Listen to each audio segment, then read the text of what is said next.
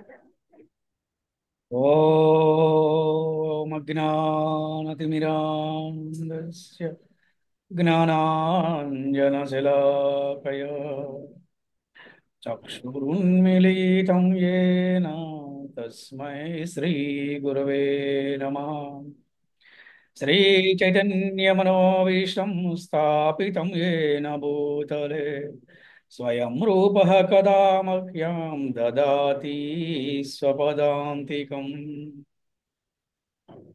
नमावो विष्णुपदाय कृष्णप्रेष्ठाय भूतले श्रीमते भक्तिवेदान्तस्वामिनिति नामिने। नमस्ते सरस्वती देवे गौरवाणी प्रचारिणे निर्विशेष शून्यवादी पाश्चात्यते सतारिणे।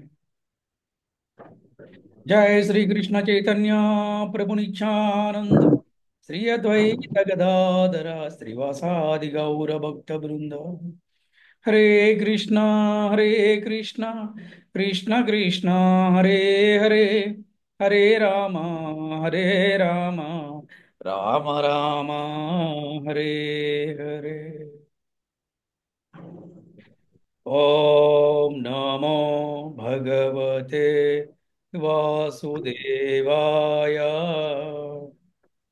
ओम नमो भगवते वासुदेवाय। ओम नमो भगवते वासुदेवाय। ओम नमो भगवते वासुदेवाय।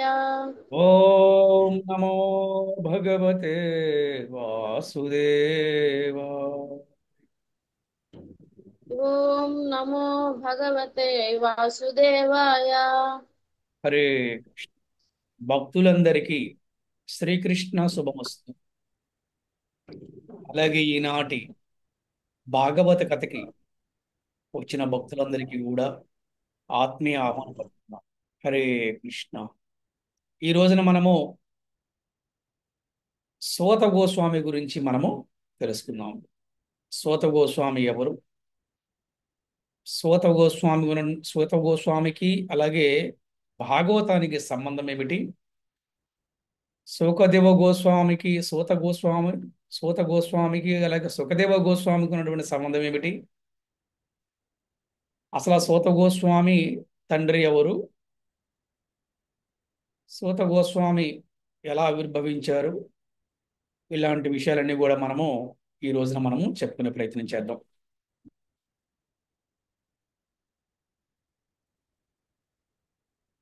స్త్రీల సూత గోస్వామి అని కీర్తిస్తుంది భాగవతం. సూతుడు, సూత మహర్షి, సూత పౌరాణికుడు అనేక పేర్లతో ప్రసిద్ధి చెందిన శ్రీల సూత గోస్వామి పురాణ శ్రవణము చేసే వారందరికీ కూడా మంచి చిరపరిచితుడు, సుపరిచితుడు అని చెప్పి చెప్తుంటారు. శ్రీల సుఖదేవ గోస్వామి పరీక్షిత్తుల సంవాద రూపంలో ఉన్నట్టి శ్రీమద్ భాగవతమును సౌనకాది ఋషులు సూత గోస్వామి మధ్య జరిగిన చర్చ రూపంలో మనకి ఇవ్వబడింది. అంటే మనం చెప్పుకున్నాము, ఒక భాగవతానికి గురు శిష్య పరంపర ఉంది. భగవంతుడు బ్రహ్మదేవుని హృదయంలో ఈ భాగవతాన్ని స్థాపించారని చెప్తారు. అంటే హృదయంలో ప్రవేశపెట్టారని చెప్తారు. అంటే బ్రహ్మదేవుడికి మొట్టమొదటి భాగవతాన్ని ఉపదేశించారు. బ్రహ్మదేవుడు దాన్ని నారదుడికి, ఎందుకంటే బ్రహ్మదేవుడు కుమారుడే నారదుడు అనమాట. నారదుడు దానిని వ్యాసదేవుడికి, వ్యాసదేవుడు దానిని సుఖదేవ గోస్వామికి, సుఖదేవ గోస్వామి దానిని సూత గోస్వామికి. అంటే మనం ఈ కథలని కూడా చెప్పేసుకున్నాము. ఈరోజు మనము సూత గోస్వామి గురించి చెప్పుకుంటున్నాం. అంటే సుఖదేవ గోస్వామి ఈ ఒక్క గంగా నది దగ్గర ఈ పరీక్షిత్ మహారాజుకి భాగవతము చెప్తున్నప్పుడు అక్కడ ఎంతో మంది ఋషులు వచ్చి కూర్చొని ఉన్నారు.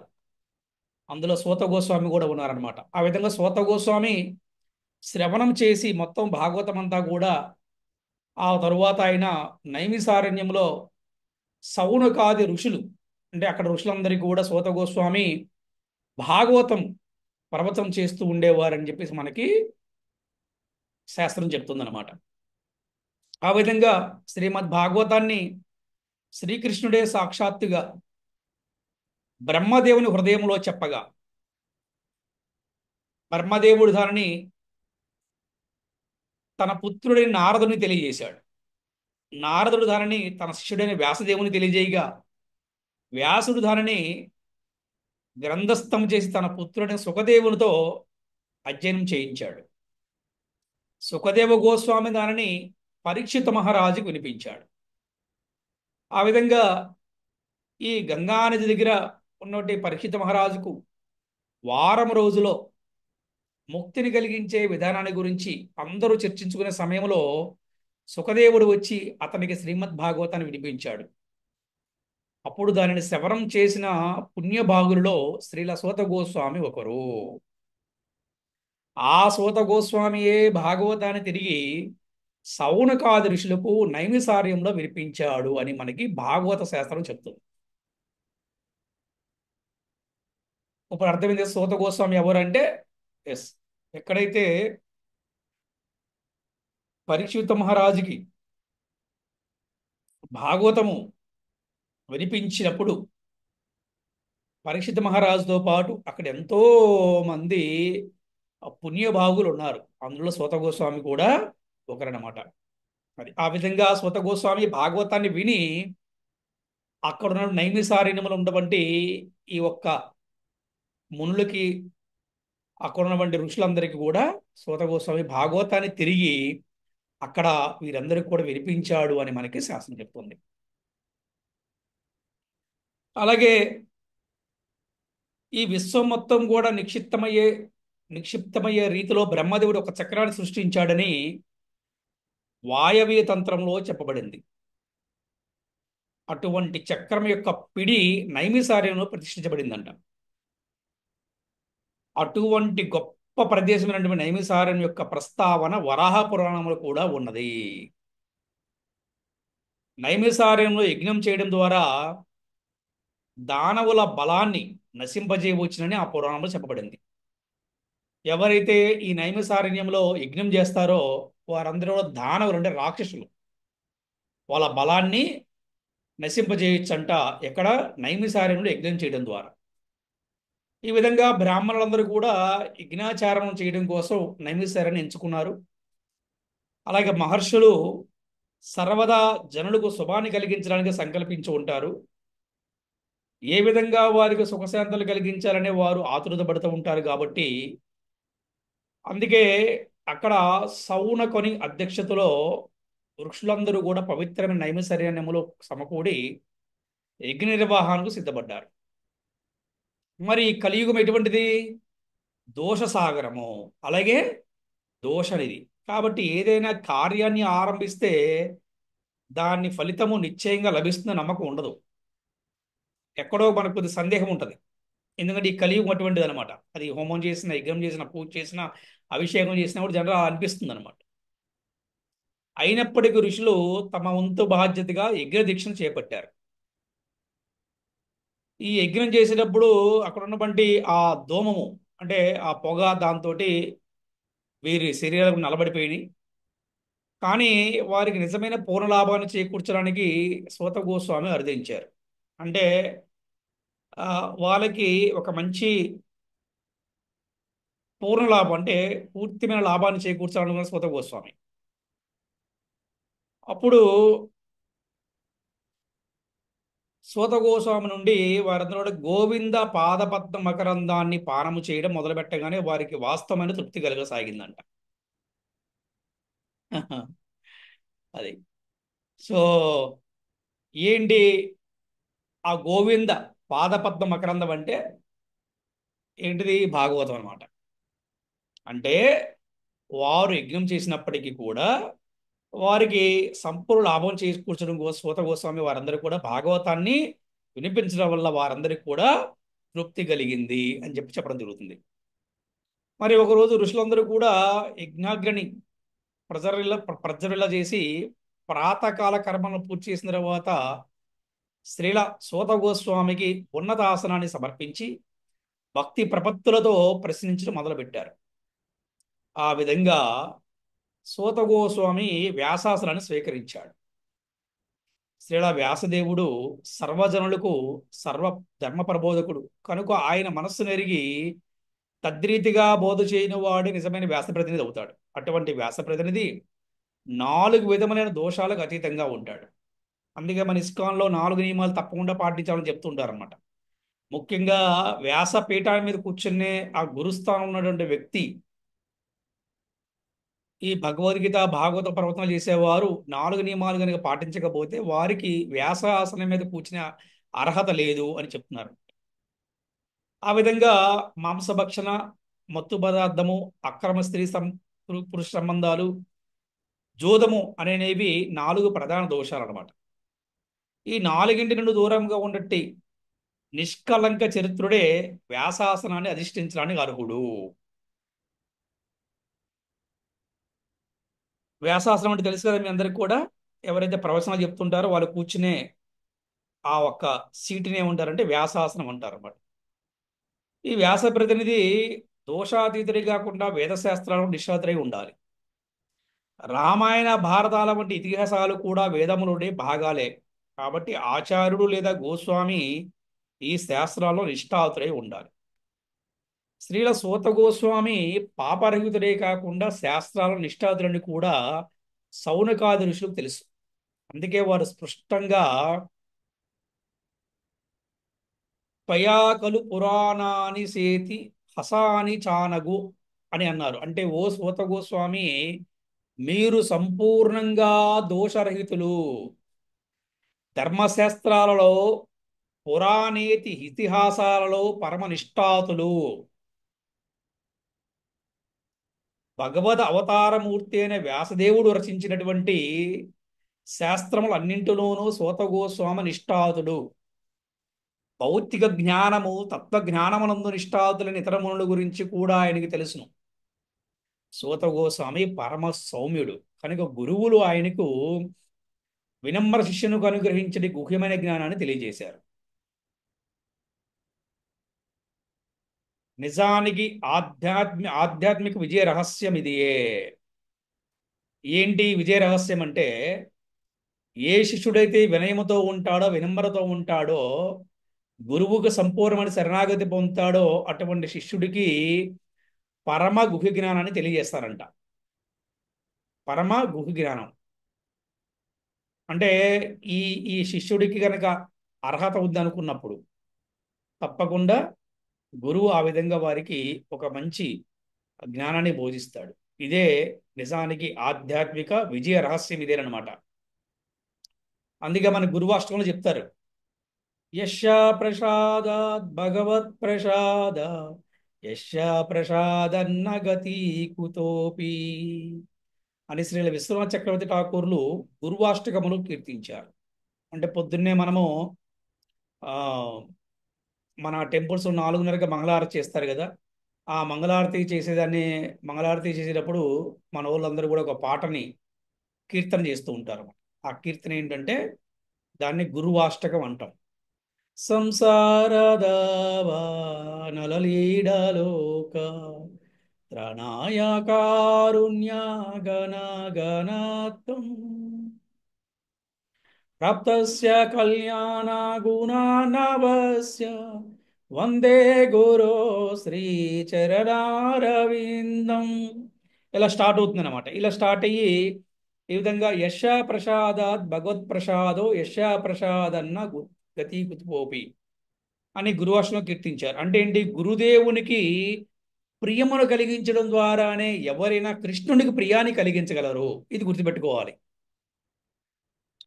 అందుకనే కృష్ణుడికి ప్రియమైన భక్తులు కావాలంటే ముందు గురుదేవుడికి ప్రియమైన శిష్యులు అవ్వాలన్నమాట. ఇది శాస్త్రం చెప్తుంది, భాగవతం చెప్తుంది అనమాట. గురుదేవుని ప్రియము కలగకపోతే .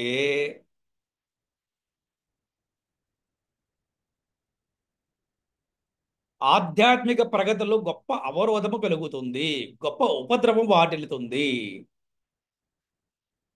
మీకు ఒక చిన్న ఎగ్జాంపుల్ చెప్తాను. ఆ, ఎలా అంటే ఉమ్, ఎవరైతే ఒక గురువును స్వీకరించకుండా కేవలం జపం చేస్తూ ఏదో అప్పుడప్పుడు క్లాసులు వింటూ ఉన్నారో వారికి ఆధ్యాత్మిక జీవితంలో అవరోధాలు కలుగుతూనే ఉంటాయన్నమాట. అది ఎంత కూడా ముందుకెళ్ళరు భక్తులు, ఏదో అప్పుడప్పుడు అలా అలా చేస్తూ ఉంటారన్నమాట. అదే కనుక గురువు ఉన్నారనుకోండి, చాలా మంచిగా వారు భక్తి చేయగలుగుతారు. ఆ విధంగా శ్రీల సూత గోస్వామికి చక్కని శిష్యుని లక్షణాలన్నీ కూడా ఉన్నాయి. అందుకే సూత గోస్వామి వ్యాసాది గురువుల నుండి దివ్యానుగ్రహాన్ని పొందాడు. వ్యాసదేవుడు అనుగ్రహం పొందాడు, సుఖదేవు గోస్వామి అనుగ్రహం పొందాడు అతను. అటువంటి ప్రామాణికుడైనటువంటి సూత గోస్వామి సరి అయిన వక్తని నిర్ణయించి సౌనకాది ఋషులు భాగవత శ్రవణానికి సిద్ధపడ్డారు.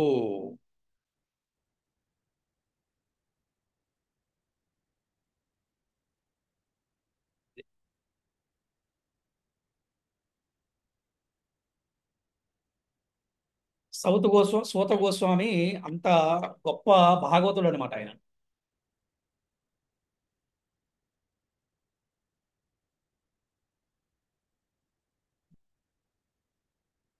హ్మ్. మరి ఇటువంటి సూత గోస్వామికి ఈయన ఎందుకు ఇంత గొప్ప భాగవతుడు అయ్యాడు? ఈయనకి పురాణ కీర్తనం అనే దివ్య వరం ఎలా లభించిందో చూద్దాం. ఈయన ఇంత బాగా ఆ, సౌనకాది ఋషులందరికీ కూడా భాగవతాన్ని ఎలా చెప్పగలిగారు? అసలు ఈయన భాగవతులు ఎలా అయ్యారు? ఈయన మనం చెప్పుకుందాం. ఇప్పుడు దీనికి పూర్వం ఏం జరిగింది? సూత గోస్వామికి ఇటువంటి వరం ఎలా వచ్చింది? ఈ సూత గోస్వామి ఇంతకుముందు ఎవరు? ఒకసారి మనం చెక్ చేసుకుందాం ఇక్కడ. కౌరవ పాండవులు కురుక్షేత్ర రణరంగంలో యుద్ధానికి సన్నద్ధులు అవుతున్నారు తెలుసుకున్న శ్రీ బలరాముడు తీర్థయాత్ర నెపంతో ద్వారకా నుండి బయలుదేరాడు. ఆ విధంగా ద్వారక నుండి బయలుదేరినప్పుడు ఈ ప్రభాస్ తీర్థములో స్నానం చేసి దేవతలు, ఋషులు, పితృదేవతలు, ఉన్నతమైన మానవుల్ని ఆదరించిన తర్వాత అతడు బ్రాహ్మణులతో కూడి సరస్వతీ తీరాన్ని కూడా దర్శించుకున్నాడు ఆయన, ఎవరు? బలరాముడు. ఆ విధంగా బిందు సరోవరము, త్రితకూపము, సుదర్శనము, విశాలము, బ్రహ్మతీర్థము, చక్రతీర్థము, గంగా, యమునలను సందర్శించిన తర్వాత అతడు నైమిషారణ్యాన్ని చేరుకున్నాడు. బలరాముడు అతను చేరుకోగానే ఋషులందరూ అతన్ని ఆహ్వానించి ఆదరించి అర్చించారు. ఆ విధంగా తన పరివారంతో పూజించబడ్డ బలరాముడు ఉన్నత ఆసనం పైన కూర్చున్నాడు. కానీ వేదవ్యాసుని శిష్యుడైనటువంటి రోమహర్షణుడు మాత్రము తనకు ఎటువంటి గౌరవాన్ని ఇవ్వకుండా ఆసనంలో కూర్చుని ఉండడం బలరాముడికి కనిపించింది. అంటే బలరాముడికి ఈ రోమహర్షణుడు అనే ఆయన బలరాముడికి ఎటువంటి గౌరవం ఇవ్వలేదన్నమాట. ఆయన ఆసనంలో కూర్చున్నాడు, కూర్చోంచి లెగలేదు, గౌరవం కూడా ఇవ్వలేదన్నమాట. ఆసనం నుండి లేవకుండా కనీసం చేతులైనా జోడించకుండా తనకు అమర్యాద చూపిన రోమహర్షణుడు పైన బలరాముడు కోపం వచ్చింది.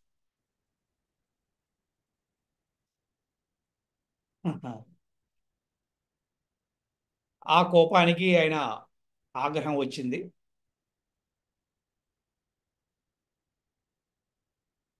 ఈ మూర్ఖుడు విలోమ జాతికి చెందినవాడు, ఈ బ్రాహ్మణుల కన్నను ఉన్నతమైన ఆసనం కూర్చుండెను కనుక నిక్కముగా వదార్హుడు. ఇతడు వ్యాసదేవుని శిష్యుడే కావచ్చును, ఆయన నుండి అనేకమైన శాస్త్రములు అధ్యయనం చేసి ఉండవచ్చును, పురాణ ఇతిహాసమును పూర్తిగా నేర్చుకొని ఉండవచ్చును. కానీ అట్టి అధ్యయనము ఇతనిలో ఎటువంటి సంలక్షణములు కలిగించలేదు. ఇక్కడ బలరాముడు అంటున్నాడు అనమాట. మేబీ అతను మంచి గొప్ప శిష్యుడు కావచ్చు, అనేక శాస్త్ర దేశం ఉండొచ్చు, కానీ అతనిలో ఒక గౌరవం అనేది లేదు, వినయము, విధేయత అనేది లేదు అని బలరాముడు కోపం వచ్చింది. బలరాముడు ఆ విధంగా చెప్తున్నాడు అనమాట. అందుకని మేము పరమ ధార్మికులము అని చెప్పుకొని కనీసం భగవంతుని ఆదరించినటువంటి భగవంతునికి పూచినటువంటి కుహానా వ్యక్తులను నశింపజేయడానికి దేవదేవుడు అవతరిస్తాడు.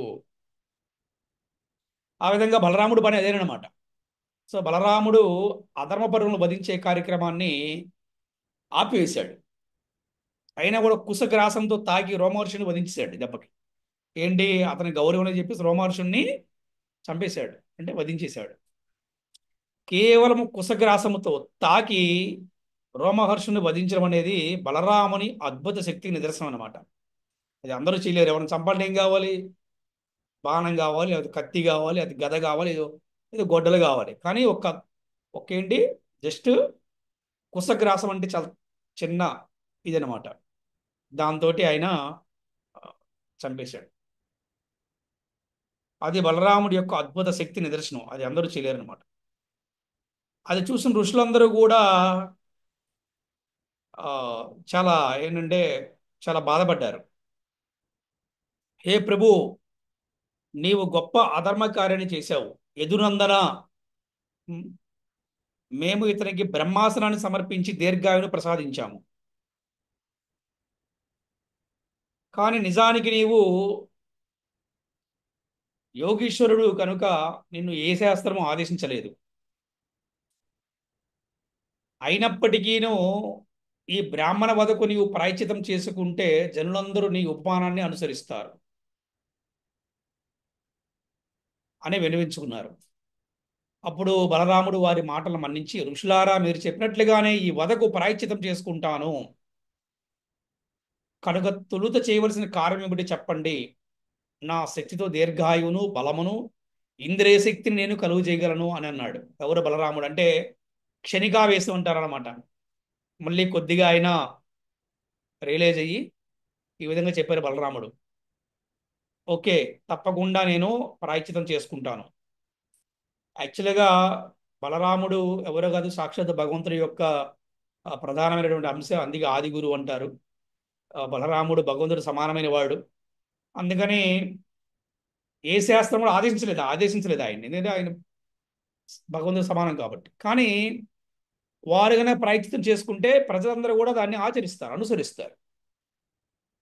మనం చెప్పుకున్నాం కదా, రాముడు కానీ కృష్ణుడు కానీ వారు మానవ జన్మ తీసుకున్న తర్వాత వాళ్ళు మానవులని కర్మలు చేశారు.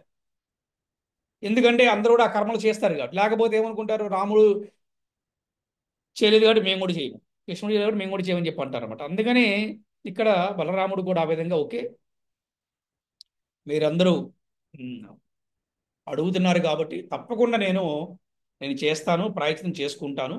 అందుకని నేను ఏం చేయాలో చెప్పండి అని చెప్పి అన్నారు. అప్పుడు ఋషులు అన్నారు, ఓ రామ, నీ శక్తి, నీ యొక్క ఆయుధ శక్తి, మేము చేసిన వాగ్దానము, రోమహర్షుని మరణము, ఇవన్నీ కూడా యథాతథంగా ఉండేట్లు చూడుము అని అన్నారు. అంటే చక్కగా, అంటే జనరల్గా ఉండేలా చూడమని చెప్పారనమాట. అప్పుడు వారి మాటలని బలరాముడు, మనిషి తన పుత్రుని రూపంలో మళ్ళీ జన్మిస్తాడని వేదాలు చెప్తున్నాయి. ఈ నోట్ దిస్ పాయింట్, ఇది నోట్ చేసుకోండి. మానవుడు తన కొడుకు రూపంలో మళ్ళీ జన్మిస్తాడని చెప్పేసి వేదాలు చెప్తున్నాయి అనమాట. ఆ విధంగా బలరాముడు చెప్పాడు, రోమహర్షుడికి కొడుకు పుడతాడు, అతను సూత గోస్వామిగా అతను సూత గోస్వామిగా పరిశీలిస్తాడు, అతను మీరు పురాణ వక్తగా చేయండి అని చెప్పారు. మన పురాణ వక్త అంటే తన తండ్రి ఆపేసిన దాన్ని కొడుకు కంటిన్యూ చేస్తాడు అనమాట. అతనికి దీర్ఘాయువును ఇంద్రియ బలమును శక్తిని ప్రసాదిద్దామని అన్నాడు బలరాముడు. ఆ విధంగా రోమహర్షుని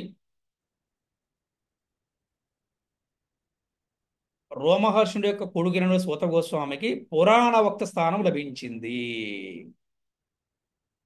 అంటే ఇక్కడ మనం ఎలా చూడాలంటే, కొంతమంది బలరాముని అపార్థం చేసుకునే అవకాశం ఉంది. కానీ కృష్ణుడు కానీ బలరాముడు కానీ వారు ఏమి చేసినా అది చాలా పెద్ద ప్రయోజనం ఉంటుందన్నమాట. అది ఒక లీలగా చూడాలన్నమాట. ఆ విధంగా ఇప్పుడు సూత గోస్వామికి పురాణ వక్త స్థానం లభించింది. పురాణ వక్త అనమాట అంటే ఏంటంటే, వాళ్ళ నాన్నగారు ఆపేసింది ఇతను చక్కగా కంటిన్యూ చేస్తాడు. అందుకే ఇతనికి ఒక మంచి అవకాశం వచ్చింది. ఏంటి అవకాశం అంటే, సుఖదేవ గోస్వామి పరీక్షిత్తు మహారాజుకి భాగవతాన్ని వినిపిస్తున్నప్పుడు అక్కడ చాలా మంది ఋషులు ఉన్నారు, మునులు ఉన్నారు. అందులో సూత గోస్వామి కూడా అక్కడ కూర్చొని ఉన్నాడు అనమాట. అది గొప్ప అవకాశం వచ్చిందనమాట. అందుకే వారిని ఏమన్నారంటే పరమ భాగ్యవంతులు అన్నారు వారు, అక్కడ కూర్చున్న వారందరినీ కూడా. ఆ పరమ భాగ్యవంతుల్లో సూత గోస్వామి కూడా ఒకరు.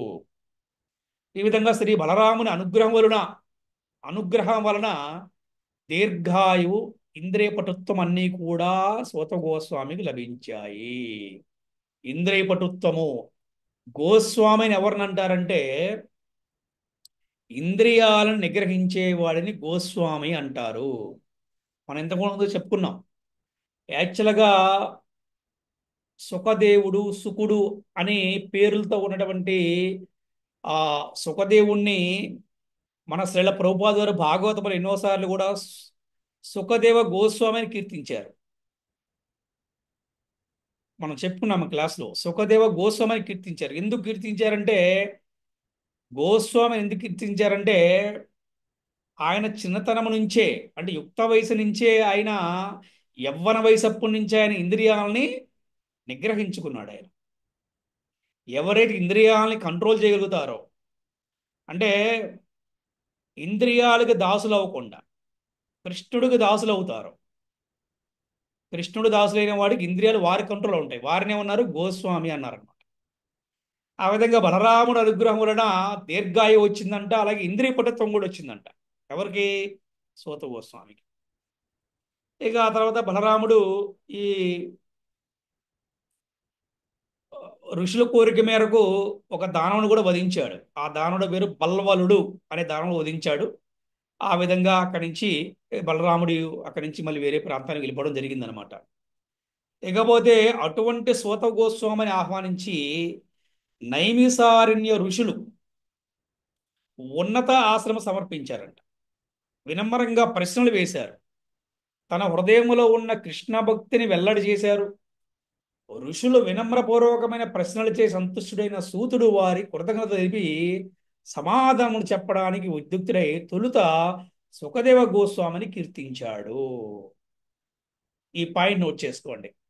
అంటే అక్కడ ఆసనం మీద కూర్చున్నటువంటి సూత గోస్వామి ఆయన ప్రవచనం మొదలుపెట్టేటప్పుడు ఎవరిని కీర్తించాడు అంటే సుఖదేవ గోస్వామిని. సుఖదేవ గోస్వామి ఎవరు?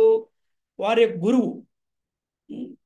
అది గురువు పట్ల గల శ్రద్ధను తెలియజేస్తుంది. ఇది చాలా చాలా ఇంపార్టెంట్ అనమాట. అందుకే చూడండి, మేము కూడా భగవత్ చెప్పినా భాగవతం చెప్పినా ఏం చేసినా కూడా ముందు గురుదేవుని ప్రార్థిస్తాం. మీరు చూడండి మన అన్ని వీడియోలో కూడా గురుదేవుని ప్రార్థించే మనము ఈ ఒక్క ప్రవచనం మొదలు పెడతాం. ఏ విధంగా? ఓం అజ్ఞాన తిమిరాంధస్య జ్ఞానాంజన శలాకయ చక్షురున్మిళితం ఏన తస్మై శ్రీ గురవే నమః. ఆ విధంగా ఈ సూత గోస్వామి కూడా చక్క సుఖదేవ గోస్వామిని కీర్తించాడు. అది గురువు పట్ల గల శ్రద్ధను తెలియజేస్తుంది అన్నమాట. మహానుభావుల పట్ల అతని గల శ్రద్ధను అతని మాటలలోనే మనం తెలుసుకునవచ్చు. దివ్యమైన పవిత్రములైనటివి అయిన అనంతని కథలను తమకు వినిపింపమని సౌనకాది ఋషులు అర్థించినప్పుడు వారితో అతడు ఇలా అన్నాడు: ఋషులారా, విలోమ జాతిలో జన్మించినప్పటికీ, ఇక్కడ సూత గోస్వామి ఎవరంటే బ్రాహ్మణుడు కాదు, అందరూ తెలుసుకోవాల్సిన విషయం. సూత గోస్వామి ఇక్కడ సూతుడు అంటే సూతుడు అని అర్థం అనమాట. విలోమ జాతులు జన్మించినప్పటికీ కూడా జ్ఞానవంతులకు మహాత్ములను సేవించడం ద్వారా, వారిని అనుసరించడం ద్వారా నేను ఈ జన్మలో ఉన్నతిని పొందాను. చూసారా? చూసారు ఎంత బాగా చెప్పాడో? అందుకని అంటారన్నమాట, నువ్వు ఎలా జన్మించావు ఇంపార్టెంట్ కాదు, నువ్వు ఎలాగ జీవించావు ఇంపార్టెంట్. నువ్వు ఎలాగ జన్మించావు ఇంపార్టెంట్ కాదు, నువ్వు ఎలాగ మరణించావు అది ఇంపార్టెంట్ అనమాట, గుర్తుపెట్టుకోవాలి.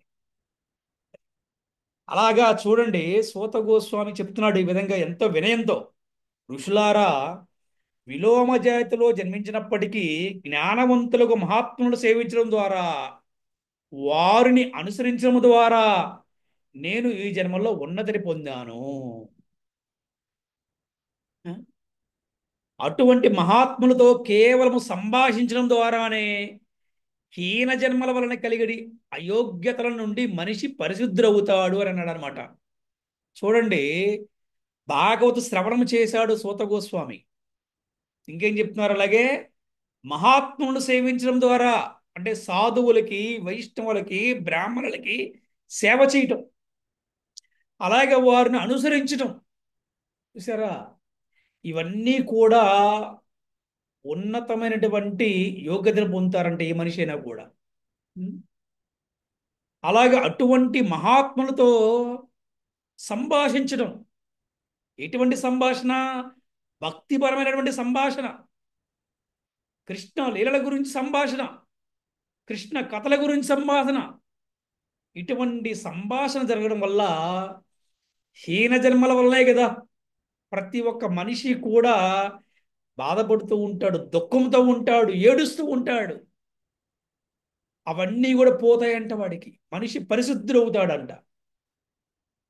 ఎవరు చెప్తున్నారు ఈ విషయాన్ని? సూత గోస్వామి చెప్తున్నాడు. ఎలా చెప్తున్నాడు? ఆయన అనుభవించాడు కాబట్టి, ఆచరించాడు కాబట్టి.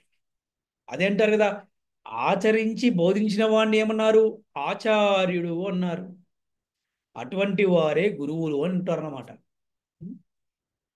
సూతుడు బ్రాహ్మణ వంశమని జన్మింపలేదు.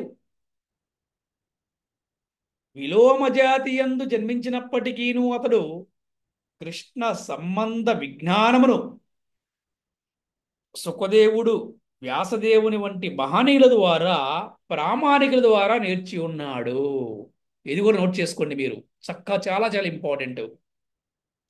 ప్రామాణికుల ద్వారా నేర్చుకున్నాడు అంటే ఇక్కడ మనకు కూడా ఏం చెప్తున్నారంటే, ఒక ప్రామాణికమైన గురువు నుంచి మీరు చక్కగా భగవద్గీతని, భాగవతాన్ని నేర్చుకోండి అని మనకి భాగవత శాస్త్రం చెప్తుంది.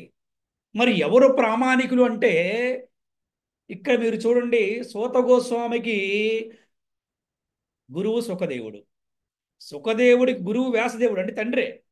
వ్యాసదేవుడికి గురువు ఎవరండి? నారదుల వారు. నారదుల వారికి బ్రహ్మదేవుడు. చూసారా, ఇది ప్రామాణికం అంటే. అందుకనే మనం ఎవరి దగ్గర పడితే వారి దగ్గర భగవద్గీత, భాగవతం వినకూడదని మన ఆచార్యులు చెప్తారు. ఎందుకంటే, ఎందుకు వినకూడదంటే, ఒకటి ప్రామాణికత ఉండాలి. ఏంటి ప్రామాణికత అంటే, ఆ గురువుకు గురువు ఉండాలి. అలాగే ఆ గురువు 4 నియమాలు తప్పకుండా పాటించేవాడై ఉండాలి. అలాగే ఆ గురువు భగవంతుడు సంపూర్ణంగా శరణాగతి పొందినవాడై ఉండాలి. ఆ గురువు తన జీవితాన్ని భగవంతుడికి అంకితం చేసిన వాడై ఉండాలి. వీరినే ప్రామాణికమైన గురువు అంటారు. వీరిని ఇంకేం చెప్పాలంటే బోనాఫైడ్ స్పిరిచువల్ మాస్టర్ అంటారు అనమాట, ఇంగ్లీష్లో చెప్పాలంటే. అంటే ఈ సూత గోస్వామి కథలో ఈరోజు మనం తెలుసుకోవాల్సిన మోరల్ ఏమిటి అంటే, ఏ ఏ జాతిలో పుట్టినప్పుడు కూడా అతను గొప్ప భాగవతులు అవ్వచ్చు. చూసారా, ఏ జాతిలో పుట్టారనేది ఇంపార్టెంట్ కాదు, ఎలాగ జీవించామనేది ఇంపార్టెంట్. ఏ జాతిలో పుట్టామనేది ఇంపార్టెంట్ కాదు, ఎలాగ మరణించారనేది ఇంపార్టెంట్ అనమాట. చూసారా, ఆ, అలాగే మహాత్మును సేవించడం వల్ల ఏంటి ఉపయోగం అంటే, హీనమైన జన్మల వల్ల కలిగినటువంటి బాధలు, దుఃఖాలన్నీ కూడా పోయి మనిషి పరిశుద్ధుడవుతాడంట. ఇవన్నీ కూడా ఇవాళ మనము చక్కగా ఆ, అర్థం చేసి వినాలి, అర్థం చేసుకొని ఆచరించే ప్రయత్నం చేయాలి మీరందరూ కూడా.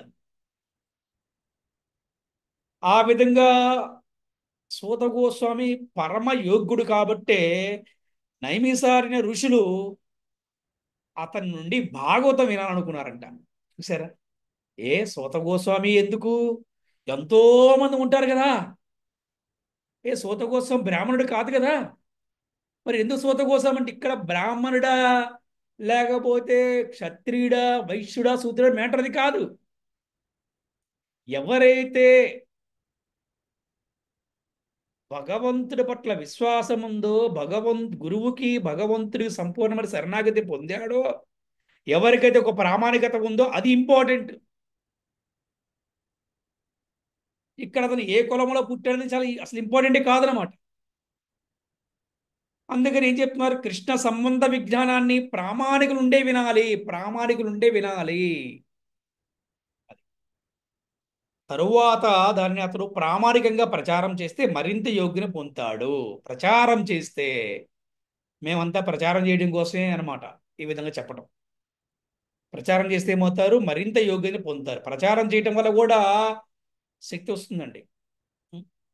ఈ విధంగా సూత గోస్వామి ఈ రెండింటిని చేయడం వలనే హీన జన్మ వలన కలిగిన అయోగ్యతల నుండి ఎన్నో కష్టాలను నిశ్చయంగా ముక్తుడయ్యాడు. చూసారా? ఆ విధంగా ముక్తుడయ్యాడు సూత గోస్వామి.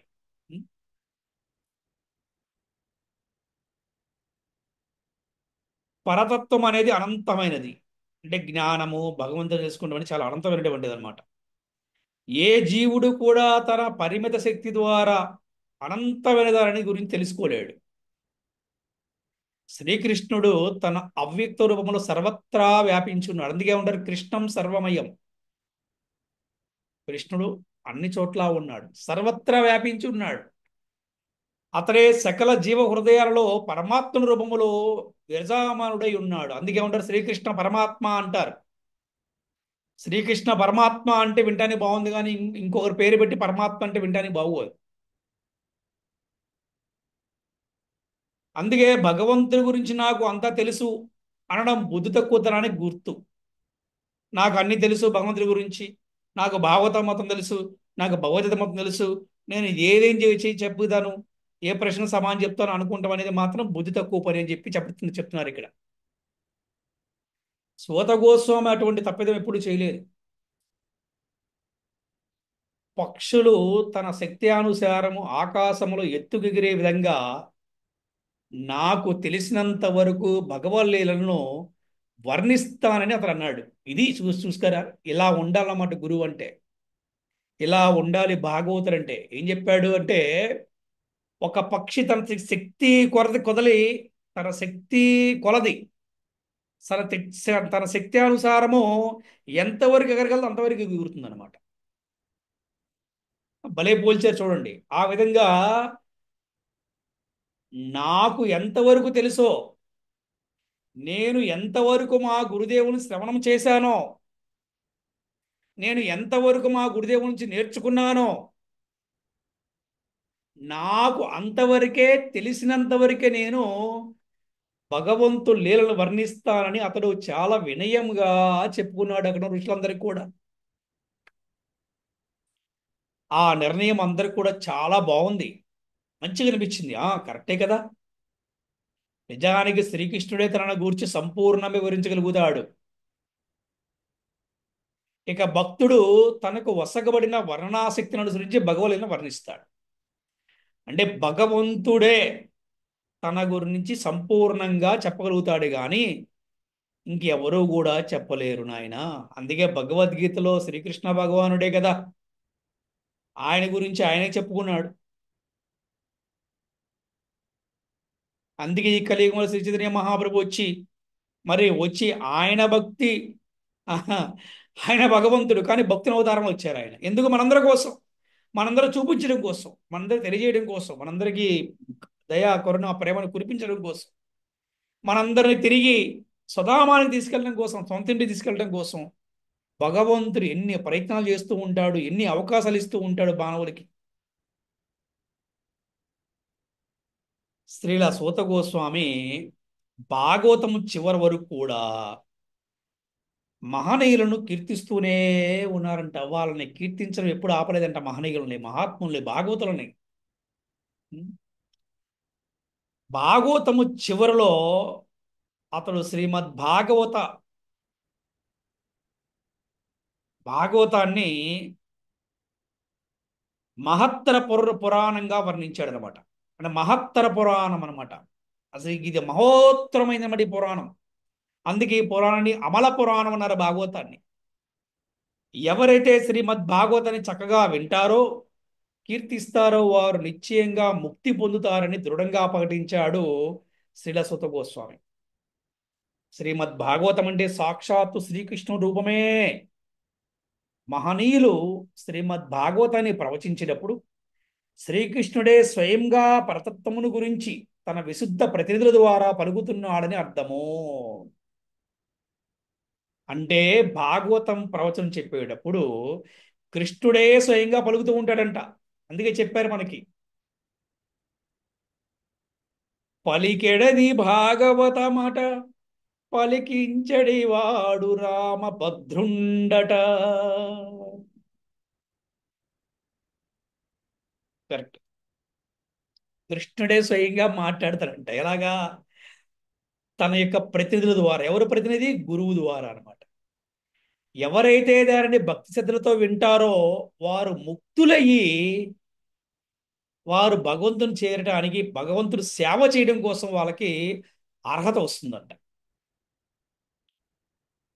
శ్రీమద్ భాగవత ప్రవచనాన్ని ముగిస్తూ శ్రీల సూత గోస్వామి సుఖదేవుని కీర్తించాడు.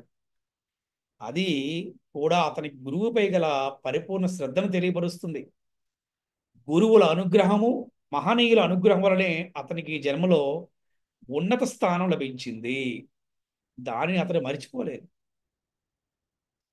యోగీంద్ర స్వరూపుడు, సాక్షాత్తుగా పరబ్రహ్మ స్వరూపుడైన సుఖదేవ గోస్వామికి నా వందనములు. సంసార సర్పదష్టుడైన విష్ణురాతునికి ఆయన రక్షించారు అని సూత గోస్వామి సుఖదేవుని కీర్తిస్తూ చివరిగా హరినామ సంకీర్తనకు వందనములు కావించాడు. ఇక్కడ సంసార సర్పదష్టుడైన విష్ణురాతుని రక్షించారు అంటే ఎవరంటే పరీక్షిత్ మహారాజు అన్నమాట. పరీక్షిత్ మహారాజుని ఎవరు రక్షించారు? సుఖదేవ గోస్వామి రక్షించారు. అటువంటి సుఖదేవ గోస్వామిని ఆయన కీర్తిస్తూ చివరిగా హరినామ సంకీర్తన కూడా వందనములు కావించాడనమాట. అలాగే ఒక విషయం కూడా చెప్పారు. కలియుగ దోష సాగరమే అయినప్పటికీను ఇందులో ఒక మహాగుణం ఉన్నదని సుఖదేవ గోస్వామి ఆ పరీక్షిత్ మహారాజుకి తెలియపరిచారు. అదే శ్రీకృష్ణ సంకీర్తనం. ఈ కలియుగము ఎటువంటి దోషణమైనప్పటికీ కూడా ఒక మంచి గుణం ఉందంట. ఎలాగా? ప్రతి సమస్యకి పరిష్కారం ఉంటుంది, ప్రతి జబ్బుకి మందు ఉంటుంది అండి. అలాగే ఇక్కడ కలియుగము ఎంతో దోషమైంది అయినప్పుడు ఒక మహాగుణం ఉంది. ఆ గుణం ఏంటంటే శ్రీకృష్ణ సంకీర్తనము. కీర్తనాదేవ కృష్ణస్య ముక్త సంగ పరం వ్రజే. ఈ కలియుగములో శ్రీకృష్ణనామ సంకీర్తనతో మనుషుడు ముక్తుడవుతున్నాడంట. అంటే కేవలం కృష్ణనామ సంకీర్తన చేయటం వల్ల ఈ కలియుగములో ఉన్న దోషాలన్నీ కూడా పోయి అతను ముక్తుడవుతాడంట, మోక్షాన్ని పొందుతాడంట. భాగవత సందేశం ఇదే. శ్రీ చైతన్య మహాప్రభు సందేశం కూడా ఇదే. శ్రీల సూత గోస్వామి కూడా అటువంటి శ్రీకృష్ణుడికి వందనము చేస్తూ శ్రీమద్ భాగవతాన్ని ముగించాడు.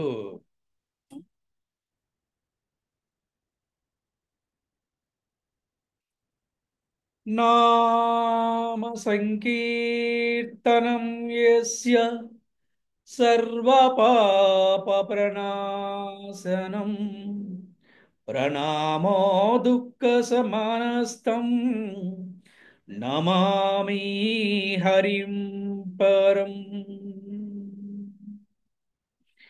ఎవ్వని నామ సంకీర్తనము సమస్త పాపమును హరించునో, ఎవ్వనికి చేసి వందనము సమస్త దుఃఖమును నశింపజేయునో అట్టి దేవదేవుడు శ్రీహరికి వందనములు.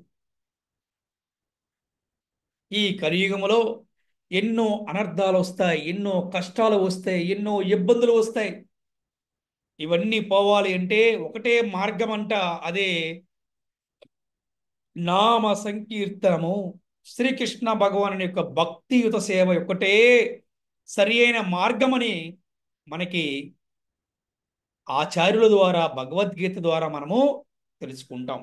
అందుకని ఈ కలియుగములు హరినామం తప్పితే వేరొక మార్గము లేదు లేదు లేదు అని చెప్తున్నారన్నమాట.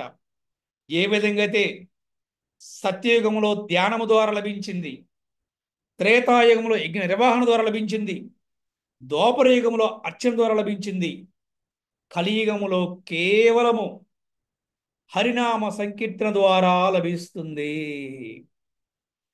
ఈ కలియుగ జనులకు ఇచ్చిన గొప్ప మినహాయింపు ఇదే. అందుకే శ్రీ చైతన్య మహాప్రభు కీర్తనీయ సదా హరి అని అన్నారనమాట. కనుక అందరూ కూడా దోషరహితంగా హరే కృష్ణ హరే కృష్ణ కృష్ణ కృష్ణ హరే హరే, హరే రామ రామ రామ హరే హరే అని జపించి కీర్తించాలి. హరి భజన అపరాధరహితంగా జరగాలి. భజనలు అఖండంగా జరుగుతున్నప్పటికీ ఆశించిన ఫలితము సర్వత్రా లభించకపోవడానికి కారణము అది శాస్త్ర విహితంగా జరగకపోవడమే. మొట్టమొదట భజన హరి భజన అయి ఉండాలి. ఎందుకంటే హరినామ సంకీర్తనమే కలియుగములో చెప్పబడింది. సర్వ పాపాలు హరికీర్తన వలనే తొలగుతాయని సూత గోస్వామి కూడా భాగవతములోని చివరి శ్లోకములో తెలియజేశాడు. ఈ శ్లోకము చివరిదన్నమాట, గుర్తుపెట్టుకోండి. నామ సంకీర్తనం యస్య సర్వ పాప ప్రణాశనం ప్రణామో దుఃఖ సమానస్తం నమామి హరిం పరం. ఈ కలియుగములో వచ్చినటువంటి ఎన్నో కష్టాలకి, ఇబ్బందులకి, దుఃఖాలకి కేవలం హరినామ సంకీర్తన ఒకటే సరి అయిన మందు. కేవలం శ్రీకృష్ణ భగవానుని భక్తి సేవ ఒకటే దీనికి పరిష్కారం అని మనకి తెలియజేస్తున్నారు అన్నమాట. అందుకని హరికీర్తనము భవరోగానికి మందు అంట. ఇక అపరాధాలను దూరంగా ఉండటము చాలా మంచిది. రోగ నిర్మూలనకు మందుతో పాటు పథ్యం కూడా అవసరం కదా.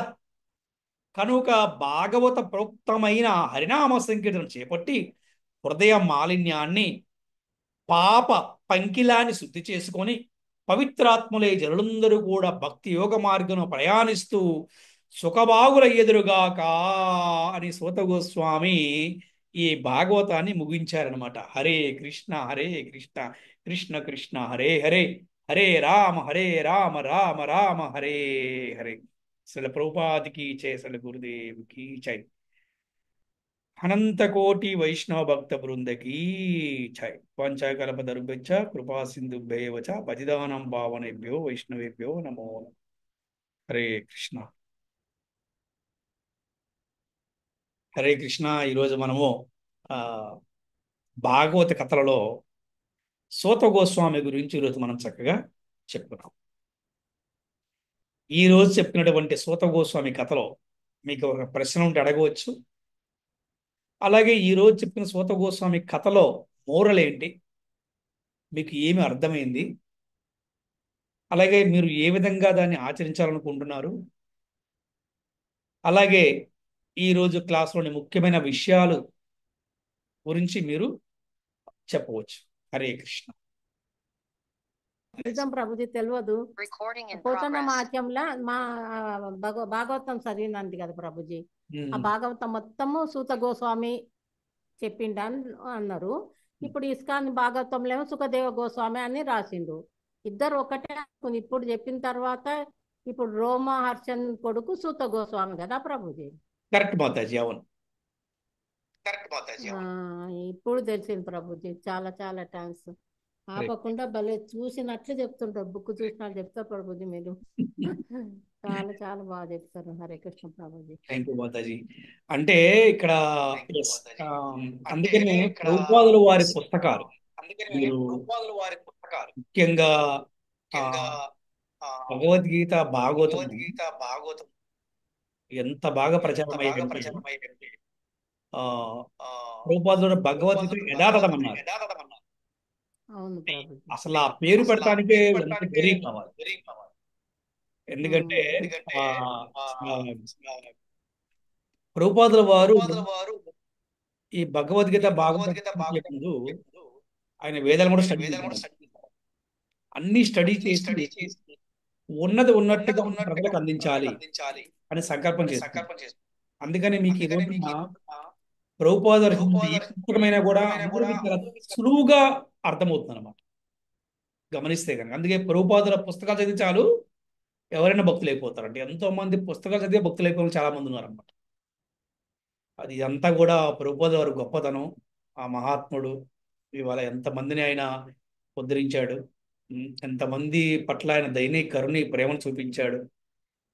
వారిలో మనందరం కూడా చూడండి, ఆ కేవలం బ్రాహ్మణులకే పరిమితమైనటువంటి ఒక భక్తిని, ఒక జపమాలని, ఒక శాస్త్రాన్ని ఇవాళ సర్వ మానవాళికి అందించినటువంటి మన ఆచార్యులు ఎంత గొప్పవారో చూడండి. ఎస్, అందుకనే ఆ, భగవద్గీత యథాతథం చదివితే గనక మనకి అన్ని విషయాలు కూడా అర్థమవుతాయి. శ్లోకము, అనువాదము రెండు ఒకటేలా ఉంటాయి, అంటే కొద్దిగా అటు ఇటు ఉంటాయి, ఎవరు ఏ సాంప్రదాయం రాసినా కూడా. కానీ భాష్యం వచ్చేపాటికి ఏం చేస్తారంటే వేరే విధంగా వారికి అనుకూలంగా రాసుకుంటారు భాష్యాన్ని. ఆ, స్వామి ఎలా గురు పరంపర ద్వారా భగవంతుని భక్తులు అయిన భాగవతోత్తముల ద్వారా భాగవతాన్ని ఉమ్, సౌనకాది ఋషులకి ఎలా వివరించారో అని చాలా బాగా చెప్పారు ప్రభుజీ. చాలా బాగా అర్థమైంది ప్రభుజీ. గురు పరంపర ద్వారా మెయిన్ పాయింట్ గురు పరంపర ద్వారా వినాలి అనేది, భగవద్గీత గాని భాగవతం గాని వినయంతో గురు పరంపర ద్వారా గురువులను ఆశ్రయిస్తేనే మనం ఇన్- ఆ, వినగలుగుతాము, ఏదైనా ఆచరించగలుగుతాం అనేది విషయాన్ని బాగా విన్నాను, అర్థమైంది ప్రభుజీ. బాగా హరే కృష్ణ ప్రభుజీ. హరే కృష్ణ, బాగా చెప్పారు, థ్యాంక్ క్లాస్ నుంచి నేనేం తెలుసుకున్నాను సార్? యూ. శ్రీల సూత గోస్వామి గురించి తెలుసుకున్నాను గురూజీ. ఫస్ట్ అసలు శ్రీమద్ భాగవతాన్ని శ్రీకృష్ణుడే సాక్షాత్తుగా బ్రహ్మదేవుని హృదయంలో చెప్పగా, బ్రహ్మదేవుడు దానిని తన పుత్రుడైన నారదుడికి చెప్పగా, నారదుడు దానిని తన శిష్యుడైన వ్యాసదేవునికి, అలాగే వ్యాసదేవుడు తన పుత్రుడైన సుఖదేవునికి, అలాగే సుఖదేవ గోస్వామి దానిని పరీక్షిత్ మహారాజుకు చెప్పగా, ఆ చెప్పే ప్రాసెస్ లో ఆ శ్రవణం చేసే పుణ్య భాగంలో శ్రీల సూత గోస్వామి ఒకరు అని తెలుసుకున్నాను గురూజీ. అండ్ ఇక్కడ సూత గోస్వామి భాగవతాన్ని ఏదైతే విన్నారో సుఖదేవ గోస్వామి దగ్గర, ఆ భాగవతాన్ని సౌనికాది ఋషులకు నైమి సారణ్యంలో వినిపించారు అని తెలుసుకున్నాను గురూజీ. ఇక్కడ సూత గోస్వామి ఒక బ్రాహ్మణుడు కాదు, కానీ భాగవతాన్ని చెప్పగలిగారు. ఎలా అంటే అతను భాగవత శ్రవణము, భక్తులు గొప్ప మహాత్ములకు సేవ చేస్తూ వారిని అనుసరించడం వలన చెప్పగలిగారు. అంటే ఏ మనిషి అయినా భాగవత శ్రవణము భక్తులకి సేవ చేయడం వల్ల ఉన్నతమైన యోగ్యతను పొందుతారు అని తెలుసుకున్నాను గురూజీ. అండ్ అలాగే సూత గోస్వామికి ఒక గురువు ఉన్నారు. ఎవరికైతే ప్రామాణిక గురువు దగ్గర భగవద్గీత భాగవతం వింటారో వాటిని ఆచరించగలుగుతారు. సో దానిలో సూత గోస్వామి ఒకరు అని తెలుసుకున్నాను గురించి. సో దట్స్ వై సూత గోస్వామి పురాణ వ్యక్తగా ప్రసిద్ధి చెందడానికి అవకాశం వచ్చింది అని తెలుసుకున్నాను. అండ్ సూత గోస్వామికి గోస్వామి అని అంటారు, అదే గోస్వామి అనే పేరు వచ్చింది ఎందుకంటే అతను ఇంద్రియాన్ని తెగించారు కాబట్టి. అండ్ ఇంకొక పాయింట్ ఇక్కడ, గురువు గారి మీద ఎంత భక్తి శ్రద్ధలు ఉన్నాయో అనేది సూత గోస్వామి నుంచి తెలుసుకోవచ్చు. ఎలా అంటే ఆ ఆసనం మీద కూర్చొని సూత గోస్వామి భాగవతాన్ని చెప్పే ముందు సుఖదేవ గోస్వామిని కీర్తించారు.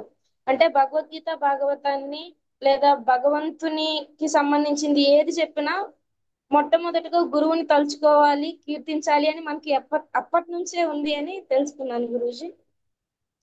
అండ్ తర్వాత సూత గోస్వామికి ఎంత వినయం ఉందో అంటే ముందే చెప్తారు, నేను నా ప్రామాణిక గురువు దగ్గర ఏమైతే తెలుసుకున్నానో, ఏమైతే విన్నానో, నేను ఎంతవరకు చెప్పగలుగుతానో అంతవరకు మీ అందరికీ చెప్తాను అని చెప్తారు గురూజీ. అండ్ ఫైనల్ గా కన్క్లూజన్ ఏంటంటే, ఈ కలియుగంలో ప్రతి సమస్యకు పరిష్కారం భగవంతునికి సేవ చేయడం, శ్రీకృష్ణ సంకీర్తనం అని సూత గోస్వామి చెప్తారు. కృష్ణనామ సంకీర్తన చేయడం ద్వారా ఈ కలియుగంలో అన్ని దోషాలు పోతాయి అని, శ్రీకృష్ణునికి భక్తియుక్త సేవ చేయడమే ముఖ్యం, ఇదే భాగవతం యొక్క ముఖ్య ఉద్దేశం అని సూత గోస్వామి కన్క్లూజన్ ఇస్తారు గురుజీ. సో ఇలా నైమిసారణ్యంలో సౌనికాది ఋషుల ద్వారా మనందరికీ కూడా తెలియజేస్తున్నారు అని తెలుసుకున్నాను గురూజీ. హరే కృష్ణ గురూజీ, ధన్యవాదాలు. హరే కృష్ణ, దండోత్ ప్రణామం. చాలా బాగా చెప్పారు, thank you. Hare Krishna Hare Krishna Hare Rama Rama Rama Hare Rama Rama Hare Rama Krishna Hare Krishna Hare Krishna Krishna Hare Krishna Krishna Hare Krishna Rama Hare Rama Rama Hare Rama Hare Rama Hare Rama Krishna Rama Hare Hare Krishna Krishna Hare Hare Krishna Hare Hare Krishna Rama Krishna Rama Krishna Rama Rama Hare Rama Rama Hare Krishna Hare Krishna Hare Krishna Guruji, దండతున్నాను Guruji. Thank you Guruji. Hare Krishna Hare Krishna Guruji, ధన్యవాద ప్రణామం. Thank you Guruji. హరే కృష్ణ హరే కృష్ణ గురూజీ, ప్రణామాలు గురూజీ. హరే హరే కృష్ణ.